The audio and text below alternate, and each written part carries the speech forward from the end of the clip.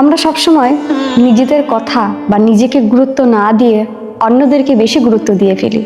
আমি একটা কাজ করব তার আগে ভাবি অন্যরা কি ভাববে। একটা কথা ভেবে দেখেছো, তুমি বা আমি যখন এই পৃথিবী থেকে চলে যাব, আমাদের অত্যন্ত প্রিয় মানুষেরা হয়তো কান্না করবে, কিন্তু সেটা কিছু সময়ের জন্য। তারপর তারা ভুলে যাবে, সেই দুঃখটাও ভুলে যাবে। মানে তোমার জন্য বা আমার জন্য সে যে দুঃখে কান্না করেছে সেটা সে ভুলে যাবে।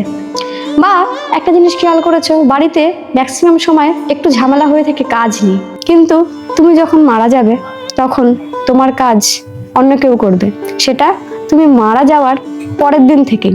তখন আর কোনো সমস্যা হবে না। তুমি যখন থাকবে না, 15-20 মিনিট পরেই তারা আবার খেতে শুরু করবে যারা তোমার জন্য কান্না করছিল। তুমি যখন থাকবে না, তোমার অস্তিত্ব থাকবে কিছুদিন নিজের মানুষদের কাছে, তারপর যেমনটা ঠিক তেমন হয়ে যাবে। তাহলে কেন কেন এত ভাবনা অন্যদেরকে নিয়ে? নিজেকে ভালোবাসো, নিজেকে গুরুত্ব দাও, নিজের কথা শোনো।